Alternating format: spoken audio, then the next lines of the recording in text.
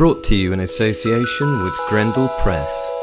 This is Werewolf the Podcast, a serial killer drama.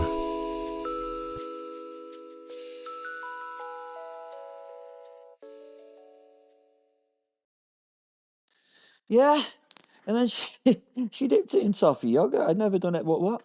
Sorry. Hello. Hi. This is Werewolf the Podcast, a serial killer drama. Yeah, that's us. And buy our books, mine and Greg's. They're in the description. That would be really nice of you. And yeah, I hope you enjoy the continuing story because I've left in Greg cracking because it's good. Enjoy.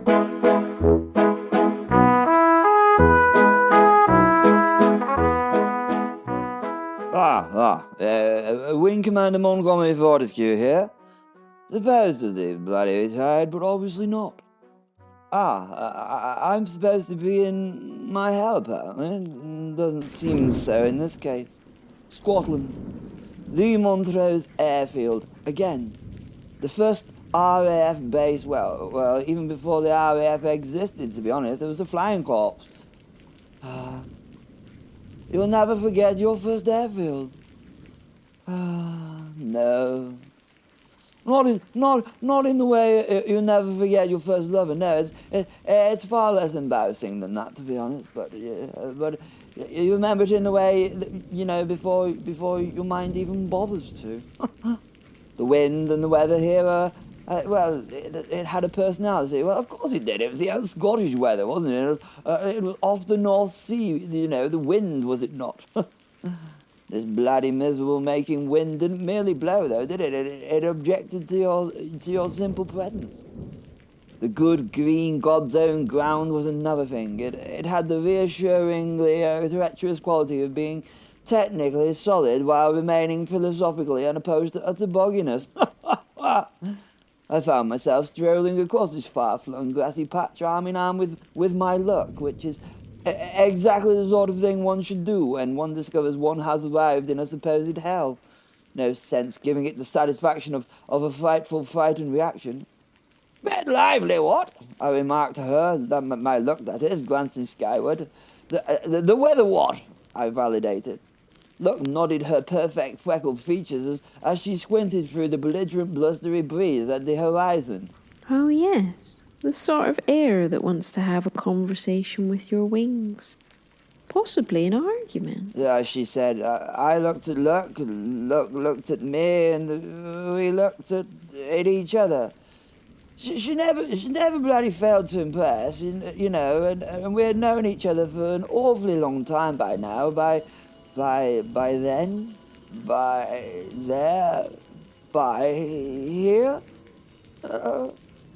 Normally, people I know fail me at some point. People always tend to do so, It is inevitable. It is inevitable with most relationships. Never heard of. She'd never let me down, not once. Although, was she a person? A people?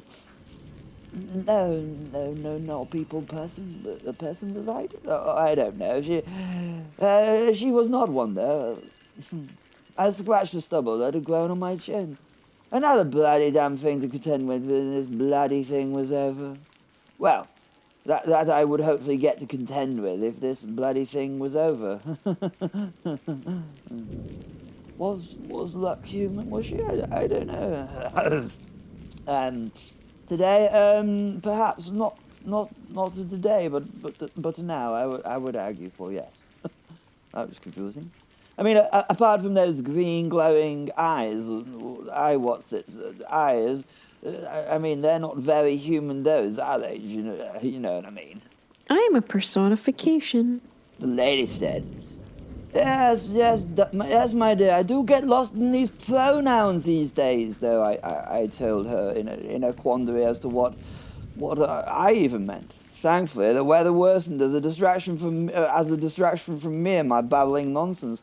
That was done by Belphastus, methinks, because he had all the subtlety of a man rearranging deck chairs on the bloody Titanic with a sledgehammer. Strange description of the workings of a man's mind there, but apt in this case. In this case, I like to think, that much like the Titanic, I'm bloody unsinkable. The Titanic sank? Said Luck, reminding me that she could read my thoughts. Oh yes, I reconsidered. Quite so. and then suddenly looking up, the sky just bloody collapsed. Yes, it just collapsed into what I could consider as intransient rain. Yes, intransient rain. Not rain as one usually experiences it. No, you understand. Even in Scotland, this rain had nasty intent. Rain that had been bloody briefed. Maybe even evil rain, if rain can be an evil thing. It came down in thick, punishing waves, the clouds rolling to smother and cover the sun, as though it had farted perhaps and followed through at a quiet moment at a formal dinner party or maybe even a funeral. I buttoned my coat against it, the rain, that is. Well, I said, that's what my beloved Scotland does, doesn't it, darling? Luck laughed, which I felt was entirely the correct response to my statement. I liked her laugh. Her amusement was welcome and a reward, so I continued on the theme. Yes, of course I did. Give it a moment, my dear, and the weather will get bored and turn into something else, won't it? Yes, another laugh. Although on the bright side, it keeps those damn midges at bay, what? We encamped for a moment, companionably, as we battened down our layers of clothing. The storm was doing its absolute best to be taken seriously, let's just say that. They are meant to find this bloody unpleasant, not a challenge, said Belphastus, somewhere between the thunder and his own expectations. It was somewhat disconcerting that I could hear the fellow in my mind. Maybe he could hear me. That would be a thing, what? I know what, I could test it. Let me try and communicate with this bleeder. Oh, it's unpleasant, but it's also a challenge, I said, grooming my somewhat wind-weary moustache. He heard. Good.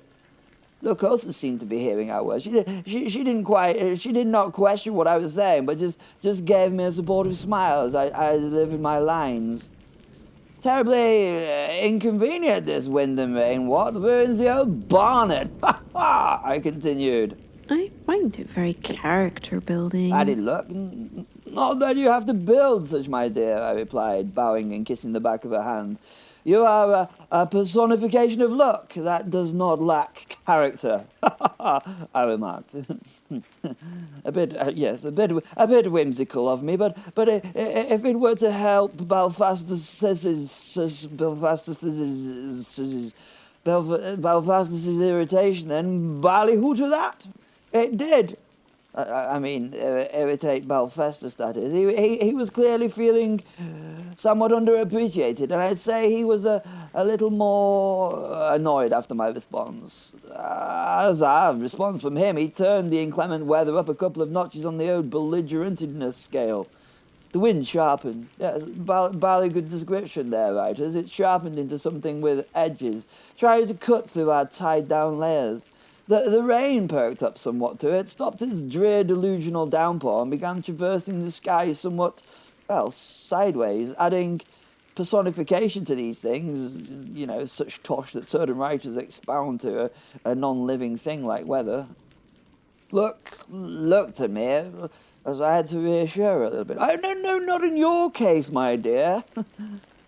Anyway, back to the rain. We could say that the rain did this with, the sideways bit, with obvious alarming enthusiasm to become the sort of storm that could make other men with that presupposition to such abhorrent things write trite poetry or pointless apologies.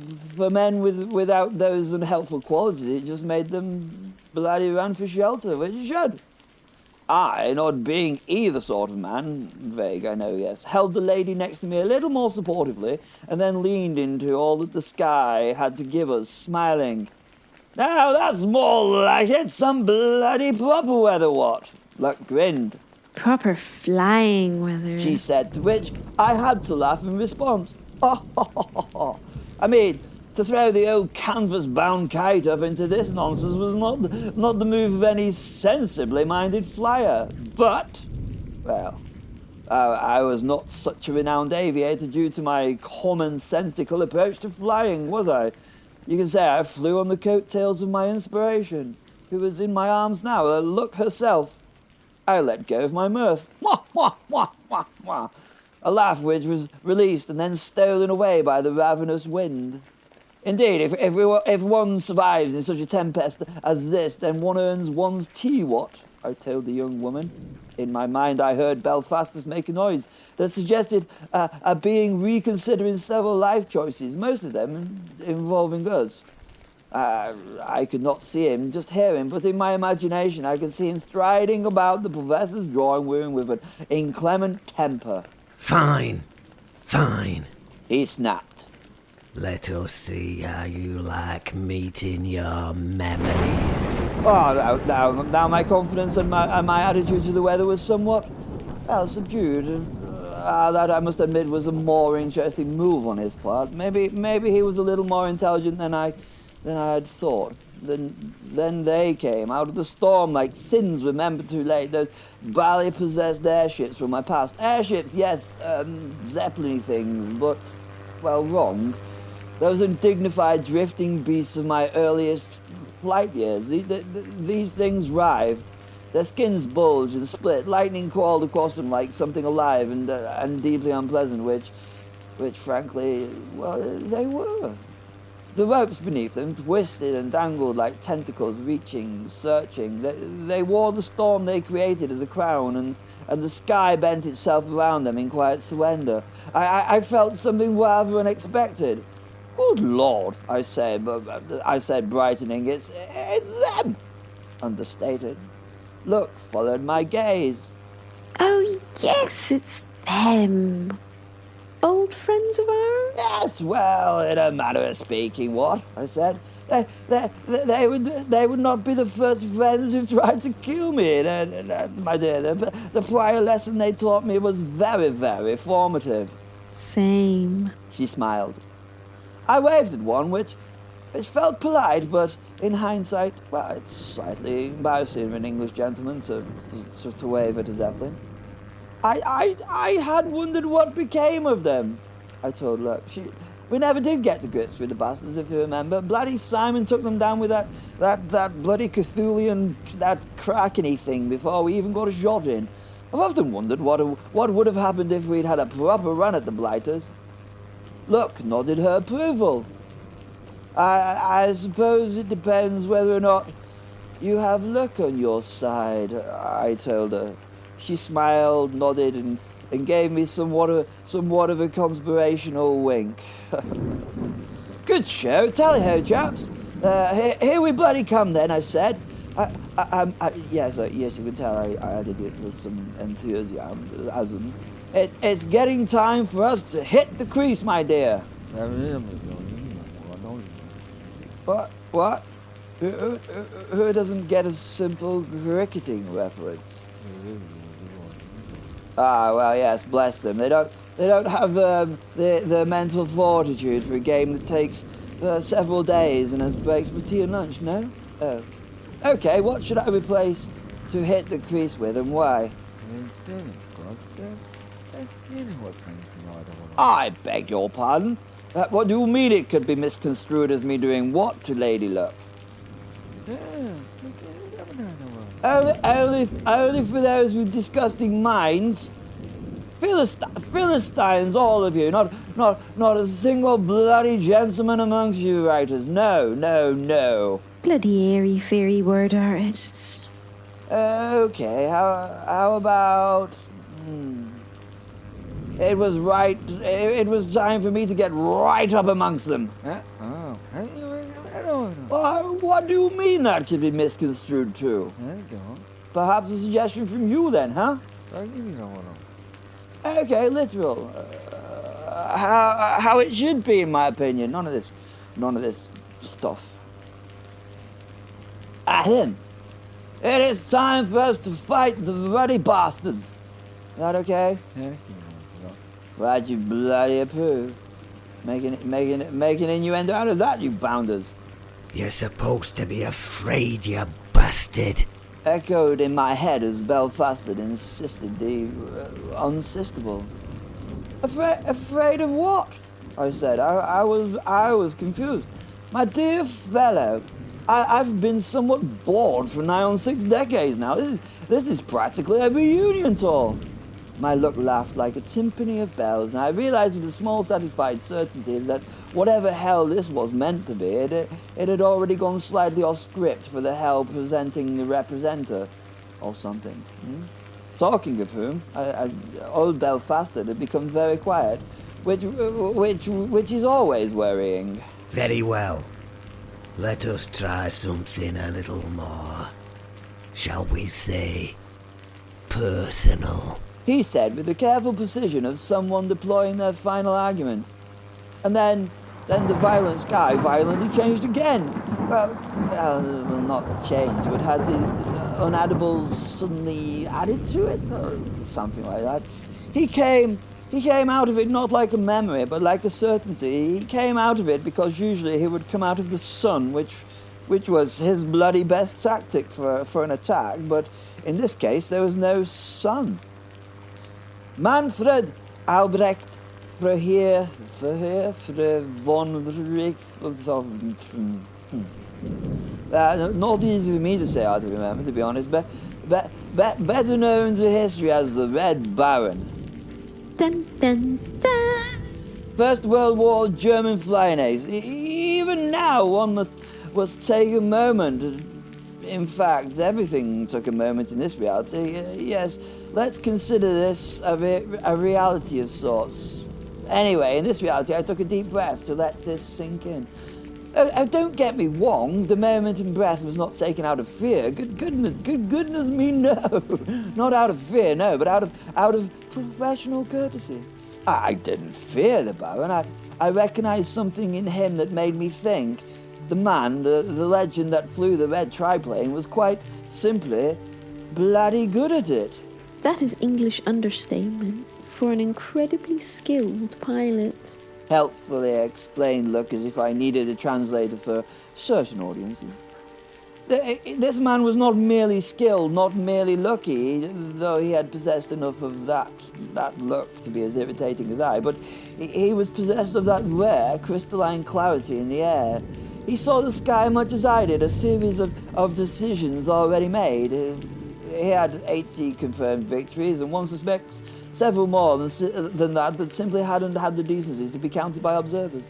He had begun his career, as many do, in the cavalry, in the mud, horses, the general indignity of terrestrial warfare, before discovering the sky offered a much cleaner sort of dirty killing. There in the sky, he became something close to, how could I describe him? Well, a flyer, yes. In fact, he became eponymous as one. He was the flyer. To me, a flyer who was my worthiest and most deadly opponent, because he was inevitably, well, invincible. For me, that is. Of course, there were embellishments to the story, rumours, mostly whispered things in mess halls and dim corners that somewhere along the line, somewhere between victories and legend, apparently he had encountered something older at some point, something nocturnal, something like Dracula, though one suspects even Dracula might have taken notes from this man about being on the wing. You know, Dracula being able to be a bat and stuff. Whether bitten, blessed, or simply improved upon, the Baron had acquired that faint, unsettling edge that one doesn't learn in training. Not that we had training in those days, oh no.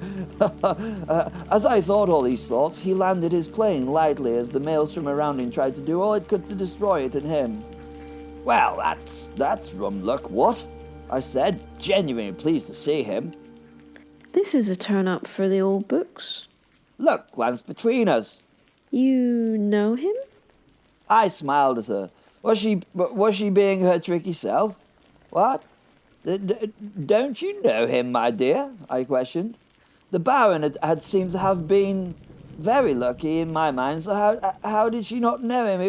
It would be somewhat bizarre if she'd not known him. Never laid eyes on him before.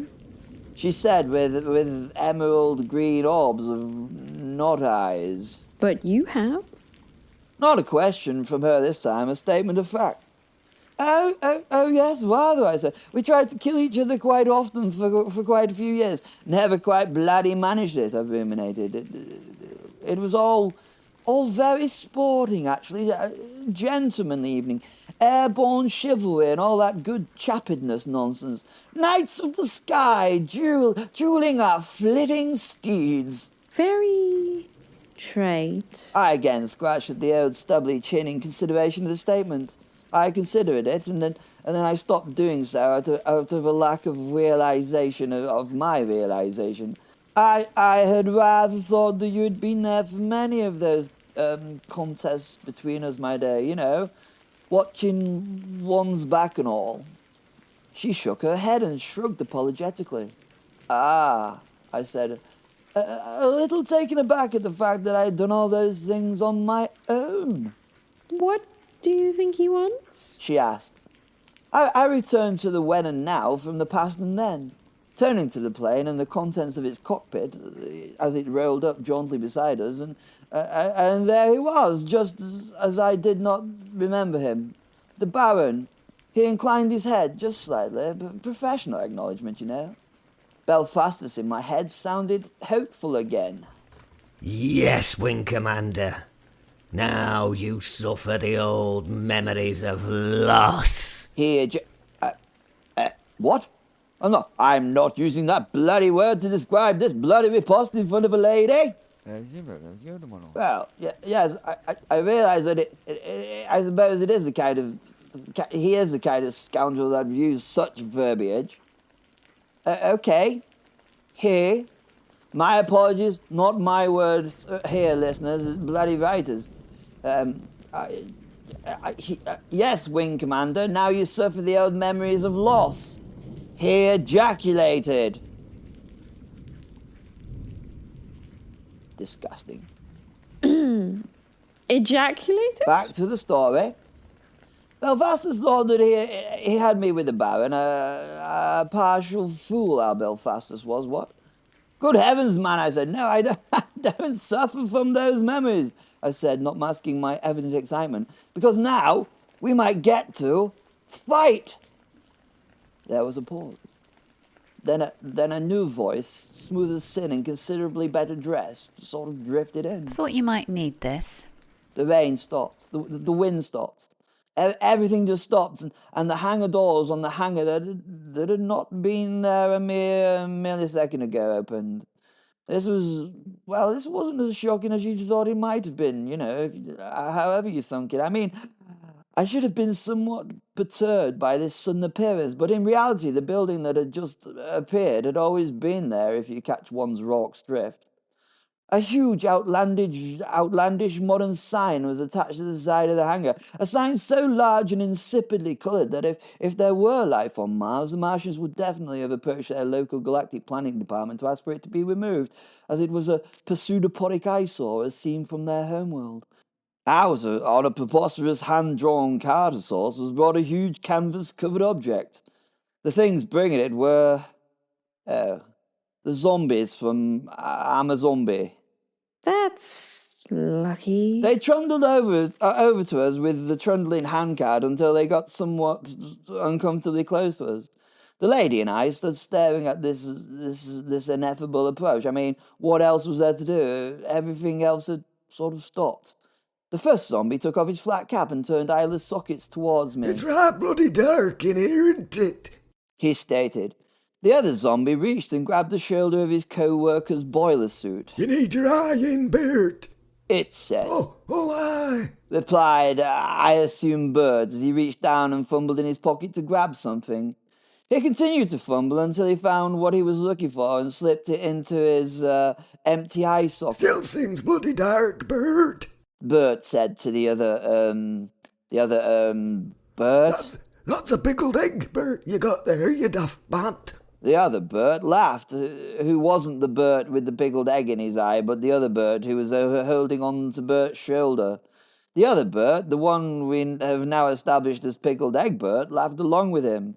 It was strange listening to two zombies laugh. It was a dry laugh, like the sort of laugh that a tomb of the ancient desert would have if it could laugh. It sounded somewhat uncomfortable. Hey, we do have a laugh at Amazombie, don't we, Bert? Each day's an adventurous art, isn't it, Bert? He said as he rummaged in his pocket. Give us a more, he said to me. He went back to rummaging through his pockets. No, it's gone. I must have bloody eaten it instead of the boiled egg with my brain sandwich in. He admitted. I thought it were right bloody tasty. He laughed. Bert, can you do the honour? Sorry, there's an outtake there. I thought it were right tasty. Bert, can you do the honours while I get myself another eyeball? Aye, said the other Bert. I as in a northern dialect, yes, not I as in I in an I.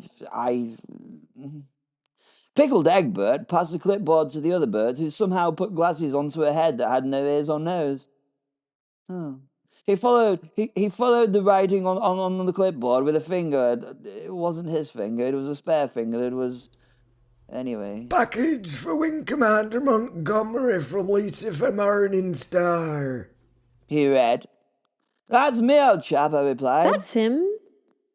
Oh dear. The zombie stared at me, then... That's ages, that is, retorted the reading Bert. What is old chap? I asked him. Old chap. He said it again. Remonstrated the glasses-wearing Bert, pointing the spare finger at me. He's assuming I'm old because I'm a zombie. Clever, ain't it? I'm a zombie. Said the pickled egg Bert. No, it's bloody not. Said glasses. No, I'm a zombie's clever Bert. Continued Egg Eye.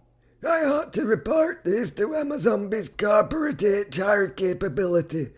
I bet you're a bloody livist too, ain't you? Eh? He added quickly. I think he was somewhat angered, but with a lack of facial expression due to his face being, well, sort of hard and crumbly, and with a lack of tone in his voice. I couldn't tell if he was angered or not. I was bloody confused, to be honest. Time passed, thankfully. Shush, said Eggybert, turning to where the glasses zombie wasn't. There's no need for that. This isn't Thatcher's bloody Britain no more, Bert. He tailed the empty space where he thought the complaining clipboard holder wasn't. I wish I could say I saw the chastised zombie think about this, but how can one tell if a zombie is thinking? Eventually, I got a... Sorry about that, sir. From the pickled egg Bird, thinking it was facing me. We have this for you, he said, pointing at where the package wasn't either. I'm sorry, said the clipboard holding zombie as it came forward in a storm of halitosis, apologies and crumbly skin. I were a union man in my former life. Been a rough afterlife too, if I'm honest. Could you sign here, please? It asked, almost nicely. I signed on the line and handed a pen back to him, which he tried to place behind an ear several times before remembering he didn't actually, in fact, have any ears to put it in behind, so he put it in his pocket. The eggy zombie bowed at no one. And please remember to give us a 5-star rating at Amazombie.com, won't you? You get it, don't you? I'm a zombie. We're all zombies here, you see, and we deliver like Amazon. I'm a zombie. He's a zombie. I'm a zombie. Clever, ain't it? I had no idea what the poor old... the dead chap... the chap... It definitely was a chap, I hope, was going on about, so I nodded, which would not help him know whether I got it or not, because he was trying to use the pickled egg as an eye. You can see my nod, see what I'm trying to tell you. Anyway, back to it. Yeah. Yes, well, thanks, I told the two of them. Yes. Well, thanks. Bert Glasses then came and took the pickled Egbert by the shoulder, turning him around and steering him back towards the giant doors behind them. Both Luke and I just stared at them as they walked nonchalantly back to the hangar. When they reached it, they entered and then disappeared. Not just the zombies, the whole bloody thing. You know, zombies, hangar and all. I turned to Luke with somewhat of a quizzical look as to what had just happened. Luckily, she had the same look as the look I had while looking at Luke. A huge package, Wing Commander. She winked. I didn't get it. She shrugged, bemused, and walked over to the canvas-covered item on the trailer. I followed, and she turned back towards me, smiling and holding the canvas. May I? She asked. I nodded my agreement. Of course, my dear. She quickly whipped away the canvas, which seemed to dissolve into the still air. Ta-da! My goodness, what a glorious sight! Thank you. I did my hair. Lucy Morningstar must have summoned my weapon of choice for such an adventure, and Reality and Amazombie obliged by delivering it. It was a rather lovely Bristol F.2 Fighter, all wood wire and quiet menace. I say, I gasped. You say what? The devil asked. He cannot say anything at the moment, Lucy. He is struck dumb because of the stupid contraption you sent him. Stupid contraption? I quickly reacted, then redacted, as I realized this was Luke's effort to pull me out of my dumbstruck state and make an active participant in what was currently happening. Oh, yes. Bravo, Luke, I conceded to the green-eyed goddess. You're welcome. Do try not to scratch it. The War Museum wants it back. I beamed at the delightful little kit before me. Magnificent, I said, sounding out each perfect little syllable of the only word that could actually report how I felt about this little F-2 fighter. Turning, I offered Luke a hand to climb onto the wing. After you, my dear. Why, thank you, sir. Co-pilot seat. Best bloody view in the house for my best bloody lady. She took my offered hand and stepped up with easy confidence, as though boarding a death-defying aircraft in hell was precisely how she'd sort of planned to spend that afternoon. Probably was, to be honest, knowing these god types and what they know about guff. Once she was in, I lowered my undercarriage into my position. I sank into it, struggled and snuggled, finally settling into the pilot seat, hands finding the familiar places for them. The flying machine hummed with the peculiar promise only a good aircraft does.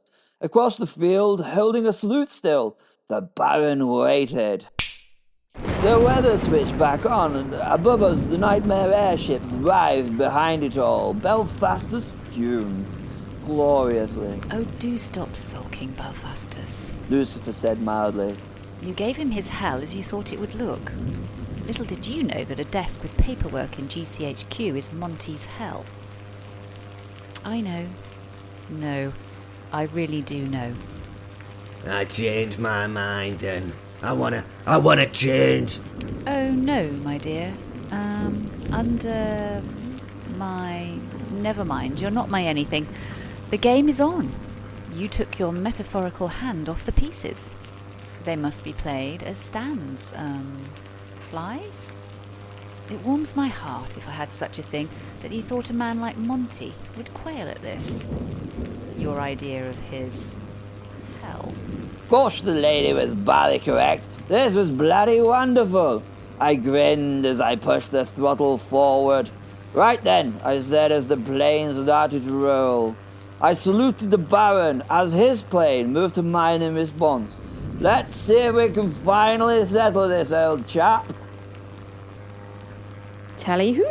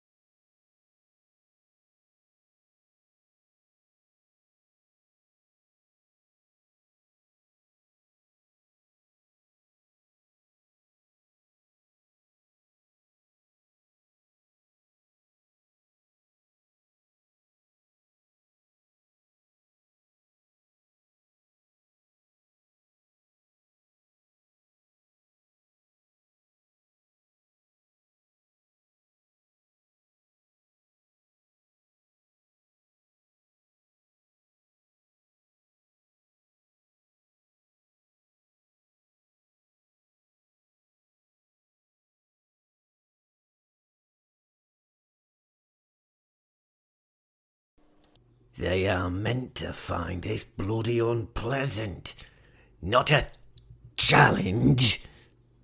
Fine, fine. Let us see how you like meeting your memories. You're supposed to be afraid, you bastard. Very well. Let us try something a little more, shall we say, personal. Yes, Wing Commander. Now you suffer the old memories of loss. It's right bloody dark in here, isn't it? You need your eye in, Bert. Oh, aye.